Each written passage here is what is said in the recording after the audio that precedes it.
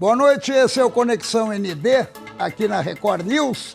E como hoje é terça-feira, é meu dia de trazer convidadas para mais um programa e para mais um bate-papo sobre assuntos variados. Mas hoje o assunto é bem específico. Minhas convidadas, Camila Ferreira Nunes, ela é empresária, trabalha com registro de marcas, ela é integrante do Grupo Mulheres da CAT, conselheira do Instituto Reverbera, coordenadora de projetos de inovação da FAPESC. Eu tenho também a Mariclei, a Mariclei também está junto conosco, Mariclei Ramos, ela é professora da educação infantil e ela já atua nessa área há mais de 15 anos. E a nossa terceira convidada é a Tatiana de Souza, que é contadora, sócia de uma consultoria e mentoria sobre empreendedorismo, Empreenda a Vida. Em primeiro lugar, eu queria agradecer muito a presença de vocês, o espaço que vocês reservaram para o nosso programa, na agenda de vocês, e, ao mesmo tempo, parabenizá-las. Parabenizá-las porque aqui eu tenho 3 representantes das mulheres negras, que ontem foi o dia em homenagem a elas, em reconhecimento, a bem da verdade, a essas 3 guerreiras. Então eu começo perguntando para vocês o que significa, e eu vou nessa ordem, eu vou na ordem de apresentação, eu começo com a Camila, o que significa o Dia da Mulher Negra?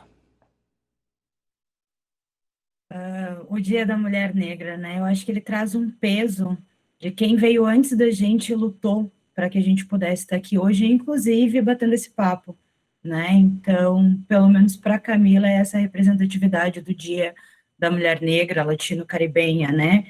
A gente traz a representatividade dos nossos ancestrais, de Teresa de Benguela, de uma guerreira, para que a gente hoje possa ter voz e cada vez mais também, as nossas próximas, né, possam ter voz também e força de continuar na trajetória. Mariclei, é esse o seu sentimento também? Sim, com certeza, né? A gente tem que valorizar a ancestralidade, né? O que já veio antes de tantas lutas, desde os períodos coloniais, dos períodos, né, nos quilombos, onde as mulheres também se empoderaram, né? Se tornaram líderes, né?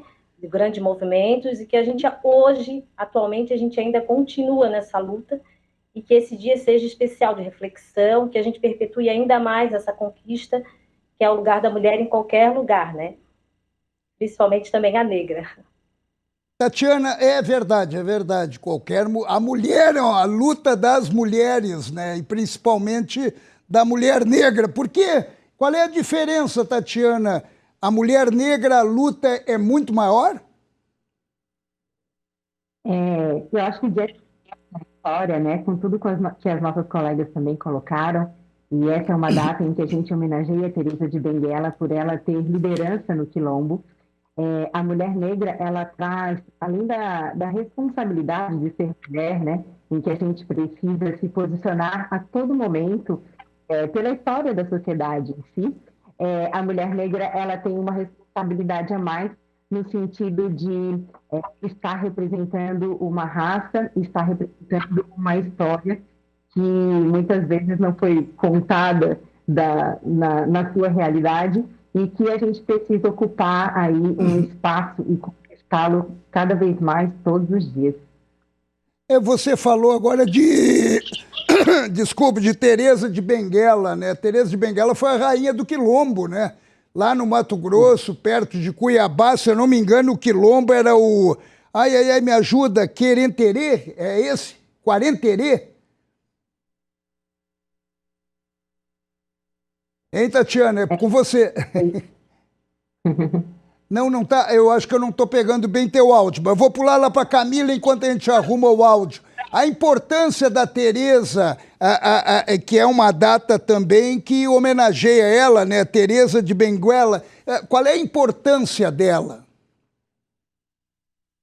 Teresa de Benguela, ela foi líder, né, de um movimento ali no Quilombo, então Acho que ela traz muito a força da voz mesmo. Ela conseguiu dar voz para as mulheres, né? Sendo uma mulher à frente do tempo, né? E se a gente hoje já tem alguma dificuldade de se posicionar, de falar sendo mulher ou sendo uma mulher negra, imagina algumas centenas de anos atrás, né? Então, ela traz essa representatividade da voz, de que mostrar para a gente que a gente não precisa se silenciar, não precisa ser ignorada, não precisa ser calada frente às adversidades, né? Que existe uma possibilidade da gente se posicionar, mesmo que com mel na boca, né? Mesmo sendo uma guerreira, frente a cada situação que nos ocorre, né? E essas dificuldades a gente enfrenta hoje, claro, de uma maneira um pouco diferente, não é? Eu quero ouvir vocês duas, eu não vou... Entrem e falem. O programa é de vocês. Vamos lá, vou começar aqui, Mari. Eu acho que as dificuldades elas vão evoluindo assim como a gente tem evoluído enquanto sociedade, né? Ou não evoluído às vezes, né? Então, quando a gente fala da época dos quilombos ali, né? De Teresa de Benguela, é uma mulher lutando onde num espaço que só tinham homens. E hoje, muitas vezes, a gente está em ambientes também que são majoritariamente masculinos, e a gente está tendo que se posicionar majoritariamente de pessoas brancas, e a gente está tendo que se inserir e ocupar esse espaço cada vez mais, né? Porque acho que foi a Mari que falou ali no começo que o nosso lugar é em todo lugar, né? Não existe uma diferenciação, né? Se a gente faz, a gente pode fazer, a gente pode se capacitar, a gente pode estar nos espaços. Então, acho que essas dificuldades elas vão surgindo com a evolução também.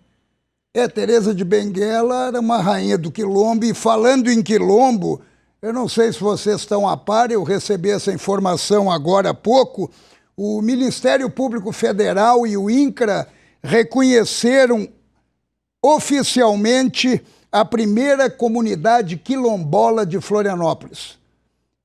Ela foi reconhecida oficialmente agora, ela fica no bairro Rio Vermelho, é a Vidal Martins, que reúne 28 famílias. E o que representa isso, Mário? Qual é o significado disso? Nossa, isso é tão importante, né? Porque a gente vem nessa luta há muito tempo, né? Então, esse reconhecimento faz a gente nos reconhecer realmente que somos mulheres, somos negras, somos capazes, e apesar de toda a diferença, seja o tom de pele, seja todas as outras características físicas, né? Nós também podemos estar em cargos políticos, podemos estar em cargos sociais tão representativos, tão importantes quanto qualquer outro, né? Coisas que há muito tempo atrás a gente não podia ser vista, a gente não podia realmente, a gente não podia nem entrar em escolas, né? Então, tudo isso ao longo do tempo, a gente pode ver que esse reconhecimento de quilombos, seja aqui em Florianópolis, seja no oeste catarinense, seja em qualquer lugar, é importantíssimo para a sociedade, não só para a população negra, mas que todos estejam cientes de que somos diferentes, porém, merecemos os mesmos direitos. Somos seres humanos, né? Todos iguaizinhos. Agora, eu tenho uma frase muito forte que diz o seguinte: ninguém nasce racista, se torna racista. E isso é uma questão de educação, isso é uma questão de berço. Tatiana, esse sentimento do racismo é muito forte ainda? Ainda é muito forte e está cada vez mais real, né? Eu acho que a gente passou aí por um período em que esse racismo foi muito velado. E quando a gente não reconhece algo, não tem como corrigir. Então, uma vez que ele aparece, apesar de trazer, às vezes, muita revolta e uma luta ainda maior, ele traz também uma maior conscientização. E é isso que eu vejo que traz essa data tão importante. Quando a gente tem uma data comemorativa, ela serve para conscientizar e, principalmente, para conectar as pessoas àquela história, ao significado daquela data. Então, a mulher negra ganha nessa data também uma oportunidade de mostrar a sua condição de luta, a sua condição de liderança e o espaço em que ela deve estar inserida, que é todos eles, né? Então, é importante a gente ter essa consciência e essa clareza de que, apesar de a educação vir de casa, né, ela é construída todos os dias nas atitudes, em como as crianças são tratadas, em como as professoras, né, a gente tem uma aqui, se comportam diante da sala de aula. A gente tem acesso a pessoas que não são racistas, apesar de virem de uma família, né, que se coloca como racista. Então, a educação, ela é diária, ela é constante, e por isso que a nossa luta é nessa mesma linhagem, né, de ser diária e de ser constante. Essa diferença, né, que nos é colocada, não é estar acima de nada, né, é apenas a busca da igualdade. É uma igualdade que se perdeu no caminho da nossa história e que a gente vem aí lutando para conquistar todos os dias. Tem um dia específico, né, que é um dia que a gente pode se manifestar, mas essa conscientização ela é diária, e por isso em cada atitude, cada passo que a gente dá é uma grande conquista. Camila, eu senti muita falta ontem. Eu senti, sinceramente, eu não vi tantas homenagens como deveriam ocorrer no Dia da Mulher Negra. Onde é que está a falha?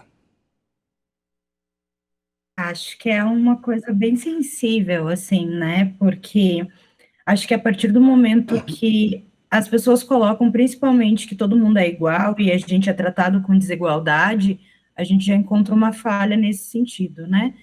Então, as pessoas costumam dizer assim, mas por que tem que separar? Por que tem que ter um dia específico, né? Por que tem que lutar para acabar com isso ou com aquilo? É porque se existe a diferença. Eu coloco uma posição que é muito pessoal, que ontem eu disse, ontem foi a primeira vez que eu não me manifestei sobre a data, porque eu acho que tem momentos que isso mais fere do que agrega, né? E eu vejo que muitas colegas também têm esse movimento, principalmente quem está dentro de uma trajetória de empreendedorismo, porque tem muita coisa para fazer, e é mais uma questão para se posicionar também. Mas eu acho que falta um pouco disso, das pessoas entender que se existe uma data para ser lembrada, para ser comemorada, é porque ainda não é igualitário o tratamento, né? Então, que cada vez mais as pessoas consigam falar sobre isso. Acho que uns 2, 3 anos atrás, diversos perfis de redes de internet estavam fazendo Julho das Pretas, porque daí tu pega e faz o mês inteiro de conscientização. Nós fizemos na empresa nos últimos anos também. E as pessoas questionam, mas por que não tem o Julho do Amarelo, o Julho do Branco, sabe? É porque a gente precisa falar sobre. Eu acho que faz falta por isso, porque as pessoas ainda não entendem que se estamos falando sobre, é porque incomoda, é porque dói, é porque ainda precisa ser falado, né? Por isso eu acredito que faz falta que muita gente não posta. É engraçado, você falando agora, me veio a Morgan Freeman, o ator que se manifestou contra o Dia da Consciência Negra, porque ele diz que não tem o Dia da Consciência Branca, o Dia da Consciência Isca, e daí agora ficou bem explicado o que você colocou, porque ainda tem muito a conquistar e ainda tem muito a resolver. Mari, você é professora, mais de 15 anos, né, professora? Sim. Em toda com a fisionomia de menina, mas já é uma professora há 15 anos. Então eu lhe pergunto o seguinte, na sala de aula, existe um sentimento, às vezes, localizável de preconceito? Existe.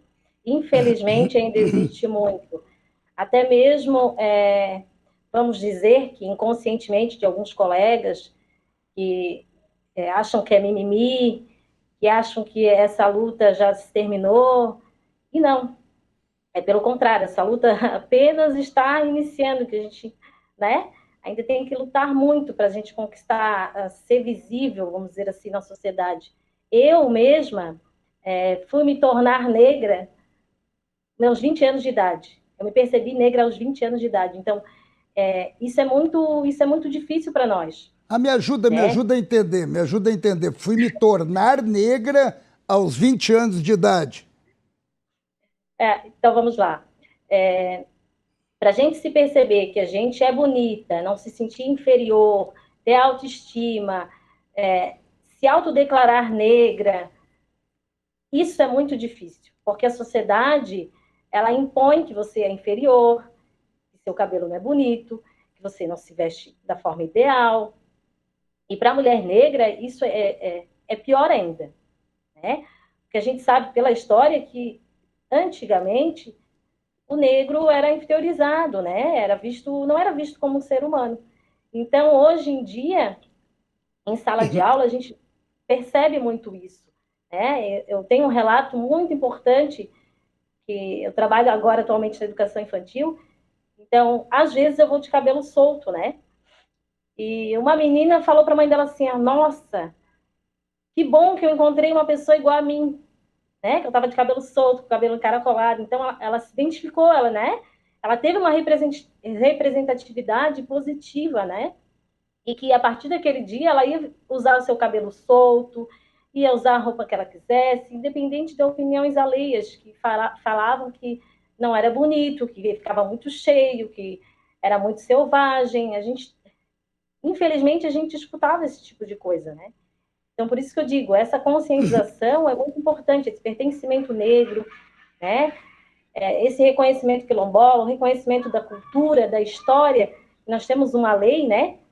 Que é obrigatório nas escolas, em todas as etapas, falar sobre a história afro-brasileira e indígena. Então, isso é muito importante. Até porque eu tenho uma opinião que o Brasil não existe sem a história dos negros, né? Existe até uma trilogia, não sei se vocês têm conhecimento, uma trilogia escrita pelo Laurentino Gomes, que é um jornalista, que leva o nome Escravidão. E ali ela conta exatamente a importância do negro na independência do Brasil, que a gente não conhece, porque a escola não conta essa história. Porque teve uma tentativa dos portugueses de retomar o Brasil, depois do Grito do Ipiranga. O que aconteceu? Os portugueses se reuniram na Bahia, só que a comida vinha do interior. E quem levava comida? Os negros. E os negros pararam de levar a comida para os portugueses. A independência se fortaleceu porque eles não tinham como reagir. Então nós temos, na independência, não é só o Grito do Ipiranga. Então essas histórias todas, eu acho que elas estão um pouco sufocadas. Você não pensa também assim, Tatiana? Penso. Eu penso que a ignorância, ela vem da falta de conhecimento, né? Então, muitas vezes, a pessoa trata como mimimi ou não reconhece a luta que é feita por falta de conhecimento.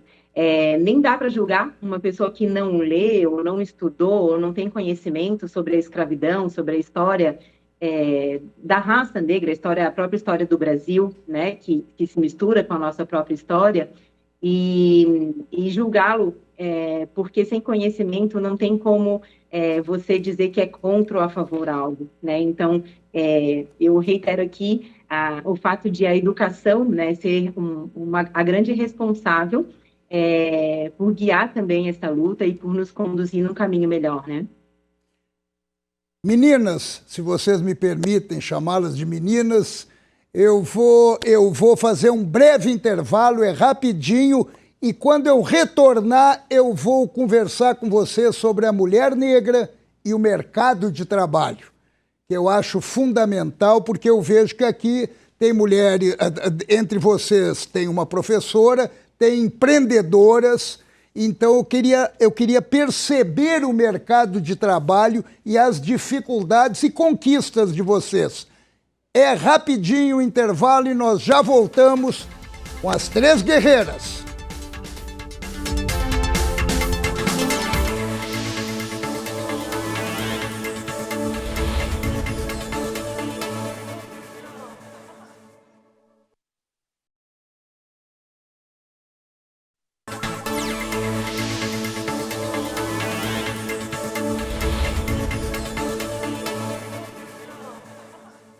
Esse é o Conexão ND aqui na Record News e hoje nós estamos tratando sobre a mulher negra. Ontem foi o Dia da mulher negra latino-americana, a caribenha, e eu tenho 3 representantes que estão conversando conosco, e eu vou começar agora do lado da Camila de novo, e venho da Camila para cá, sobre mercado de trabalho, Camila. O mercado de trabalho para a mulher, no geral, já é um pouco complicado. E eu imagino que para a mulher negra acaba sendo muito mais complicado ainda. A mulher ganha menos que o homem e a mulher negra, de repente, deve ganhar ainda menos. Seria isso? Sim, a gente tem outras dificuldades para além de ser só uma mulher, né? Eu sempre falo, uma mulher negra, normalmente ela está nos subserviços ali, né? E não que não tenham a sua importância, né? Mas quando a gente pega mulheres negras, são em sua maioria mães solos, que não conseguem muitas vezes concluir um estudo, e elas acabam ficando também em posições dentro do mercado de trabalho sem muita opção de escolha, né? Então, o salário é menor, as posições são menores.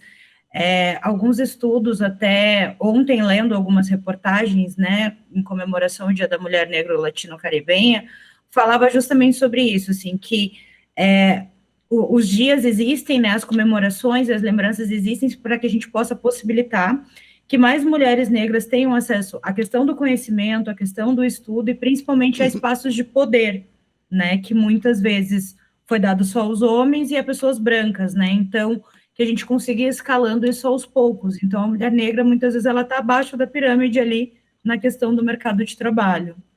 Mas aumentou muito o índice, né, Mary Clay, da mulher negra nas universidades. Sim, sim. Nós temos que considerar também que existem as cotas raciais, né? Que também alavancaram bastante essa entrada da mulher negra, do negro nas universidades. Nós temos um exemplo aqui catarinense, que é a Antonieta de Barros, né? Que também foi uma professora e que ficou à frente, né? Depois foi deputada estadual, ficou à frente de toda essa configuração, essa nova reformulação da sociedade. E, além disso, a gente tem que verificar também, tem que estar atento que não somente as cotas, né, nas universidades, as cotas raciais precisam ser valorizadas, mas também nos outros setores, né, sem qualquer discriminação. A gente tem a nossa lei maior, né, que fala que todos devem ser tratados iguais, sem distinção de cor, gênero, etnias, enfim. Então, a gente tem que conhecer mais a nossa lei, ir atrás, conhecer mais as nossas histórias, né, para que a gente possa perpetuar ainda mais e seja igualitário, né? Então, tem essa diferenciação nos direitos sociais. Tatiana, e você que está ligada diretamente no empreendedorismo, a mulher negra tem esse sentimento também, mas quais são as principais barreiras? Com toda certeza. As barreiras são muitas, elas vêm junto já com toda a história de luta que a gente tem para a própria mulher negra, mas o que eu quero destacar é que, como contadora e trabalhando com empreendedorismo também, com mentorias, o que a gente busca é elevar o nível de merecimento dessas mulheres. Porque, assim como a nossa colega falou, né, a mulher ela precisa se enxergar em ambientes que antes não tinha oportunidade. Ainda não tem, e eu digo antes porque é uma oportunidade que a gente está aí galgando, né, todos os dias e buscando esse lugar. Então, a oportunidade ela existe porque a gente conquista. E a mulher negra, ela precisa se ver na política, ela precisa se ver como empresária, ela precisa se ver como investidora, ela precisa ter o objetivo do seu primeiro bilhão, e sair um pouco da questão de viver só de projetos sociais ou só dentro de algum ambiente em que é só dentro da sua comunidade, só dentro da realidade onde ela vive. A mulher negra, ela precisa, muitas vezes, com um pouco mais de força, né, conquistar o seu espaço, e na conquista desse espaço, aí sim, abrir mais oportunidades, maior lugar de fala, e aí se posicionar diante das pessoas, né? Então, dentro das faculdades, isso já é visto de forma diferente, porque as mulheres estão buscando cada vez mais o estudo, as mulheres de uma forma geral, né? A gente, para provar que as nossas capacidades, a gente precisa estudar um pouco mais, estar sempre um passo à frente. E dentro do empreendedorismo isso não é diferente, né? A gente precisa ter essa educação continuada, precisa buscar o conhecimento e precisa abrir a mente no sentido de não achar que tem lugares específicos onde as mulheres se encaixam, lugares específicos onde as mulheres negras devem participar. Não, não somos só cota, né? Nós merecemos as posições de liderança e é essa busca que a gente tem feito pela oportunidade, mas principalmente pelo conhecimento e pela elevação do nível de merecimento que a gente deve ter diariamente. Pô, gostei de ouvir isso. E agora eu vou lá na Camila. Camila, a mulher negra, para deixar bem situado, ela mesmo cria barreiras contra ela própria? Não acredito nisso. Na verdade, eu acho que a sociedade embute em mulheres negras algumas questões que nos fazem acreditar que existem essas barreiras. E daí Né? Eu ela acho se que mantém ali, naquele universo. Mas por que ela não rompe? porque é difícil você romper uma construção de centenas de anos, né, de gerações te dizendo que você não é capaz de fazer algo ou que aquilo não é para você. Eu acho que nós três que estamos aqui hoje somos privilegiadas dentro de um não privilégio, na questão de estudar, de ter as nossas empresas, de poder empreender, e retomo para quem veio antes, né? No meu caso, os meus pais, que são pessoas que sempre nos colocaram muito para estudar. Meu avô falava, né, conhecimento é o que ninguém nos tira, o resto tudo podem nos tirar. Então, eu vim de uma estrutura familiar que incentivou muito isso. Mas, como a colega falou agora há pouco, a Tati falou, as pessoas, normalmente, nas famílias, elas estão incentivando só para as pessoas viverem dentro da sua comunidade, né? Porque não foi lhe dada a oportunidade de ver o que tem fora daquela comunidade, de sonhar com mais além do que das pessoas têm, né? Quando a gente pega, é muito mais uma construção social do que uma coisa que nasce com a gente, né? A Mari também falou da questão de se entender negro, né? Se reconhecer uma pessoa preta. Então, demora, porque por construção social isso vem sendo quebrado. Eu falo, os que vêm depois já são maravilhosos, assim. Eu vejo pelos meus, assim, da minha família, as minhas sobrinhas, que já são 20 anos mais novas, já vem com uma outra mentalidade, já vem com um outro posicionamento. Elas já sabem que qualquer espaço é para elas, seja uma vaga pública, seja conquistando o primeiro milhão, seja sendo famoso, sabe? Então, é uma construção social que colocam para gente. Para quebrar isso, é muito trabalho, é muito autoconhecimento, é muito estudo, sabe? E é muito apoio, porque eu acho que isso também facilita quando a gente fala da questão de ser empresário, empreendedor dentro e ser uma pessoa preta, né? Porque uma pessoa negra, porque a gente precisa de redes de apoio. E isso eu vejo que hoje se fortalece cada vez mais, né? Eu, enquanto empresária, eu facilito o processo para as pessoas negras, né? Eu, enquanto empresária, eu puxo mulheres negras junto comigo para participar de projetos, né? Para capacitar, para estar junto. Então, a rede de apoio também conta para que essas barreiras sejam quebradas, né? Falando sobre isso, me veio à cabeça agora, o mês passado eu estive nos Estados Unidos e me chamou muita atenção, era um feriado até, e tinham muitos negros, muitas mulheres, e eu achava o máximo, a maneira como elas se vestiam, a maneira como elas se portavam. Elas eram extremamente... Eu vi vocês falando agora no se descobrir negro, até para se proteger de uma sociedade que não abria muito espaço. Lá, na verdade, eu acho que não... Se eu estiver errado, me ajudem.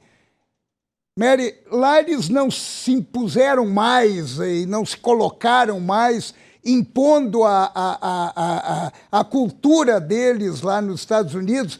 Eu achava o máximo aqueles chapelões, não estavam nem aí se estavam olhando, se não estavam olhando, eles estavam sendo o que eles são. Aqui no Brasil não consegue?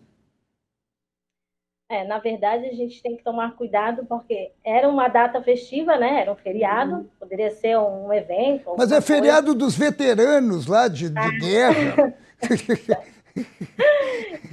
E assim, essa questão de visibilidade mesmo, de se inserir, se tornar parte da sociedade. Isso é importante. E isso é de cada um, né? Dependendo das vivências que teve, das experiências, das histórias que foram contadas. Eu acho muito interessante um relato da Chimamanda que fala o perigo da história única. Então a gente tem que tomar cuidado, né? Foi nos repassado somente uma história do negro escravizado e foi passado somente uma história dos portugueses que vieram colonizar o Brasil. Então a gente tem que tomar muito cuidado, né, com o perigo dessa única história, né? Que a única história que foi nos contada, que estava nos livros, era a história que o negro foi escravizado, 2 páginas, e depois não se existia mais negro nos livros. Então, eu não me enxergava negro porque eu não via negro nos livros, eu não sabia que negro também era engenheiro, que negro também era professor, que negro também era médico, né? Isso a gente foi vendo agora, há poucos anos atrás, né? Então, essa questão de porque eu me impunho mais, eu me coloco mais na sociedade, isso depende muito das vivências, das experiências, do contexto social que foi nos passado. Eu acredito que seja isso. Tatiana, a gente está falando muito aqui de dificuldades, de obstáculos, de conquistas não, de problemas, mas também existem conquistas. E essas conquistas são muito presentes. E eu vi alguns dados aqui referentes à mulher negra, a grande maioria a mulher que toca a família, né? É a mulher que toca a família. Vocês são, mas olha, e vão se superando em tudo isso e vão vencendo todas essas dificuldades. E qual é a sua visão de futuro no que se refere a conquistas? Por mais que pareça grandiosa a conquista, e ela realmente ela é ainda muito pequena dentro do número que nós somos e a realidade que nós temos hoje.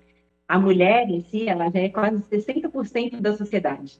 Porém, se a gente for olhar a política, se a gente for olhar as lideranças numa empresa, ela, na sua maioria, ela é feita por homens, né? Então, é uma luta contínua e constante. Qualquer conquista que nós tenhamos é muito válida, mas ainda assim precisa mais. Empoderamento não significa que nós já criamos um espaço.